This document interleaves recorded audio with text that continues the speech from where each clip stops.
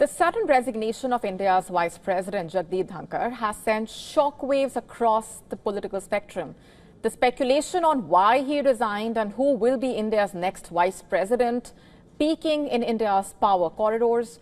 In fact, leading the attack on the centre, the leader of opposition in the upper house and the Congress party chief Mallikarjun Kharge raised serious questions on the reasons behind Dhankar's resignation. Listen to this.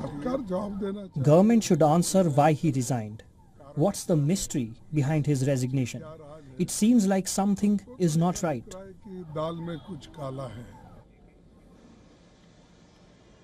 As the centre deals with relentless attacks from the opposition in and outside the parliament, the Election Commission of India now has 60 days to complete the process to elect the next Vice President, effectively setting the date by which the next Vice President must be elected to September 19.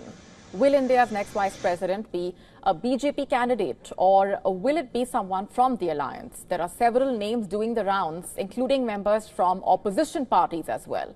But as in the past, the BJP-led NDA is expected to be pulling off a surprise. In a constitutional body, Modi ji forces to others to resign. Otherwise, impeachment motion will be brought. Because they are having some majority, that is the reason they are saying it. Now, it is being hard. It is being also hard that now Rajnath Singh would be sidelined. He would be made Vice President. It is hard. Everything is on air. The ruling NDA clearly edging ahead in the numbers game. The alliance has the support of 293 lawmakers in the lower house. In the Rajya Sabha, the backing of 129 members collectively, taking the strength of the ruling coalition to 422 lawmakers in both the houses of the parliament.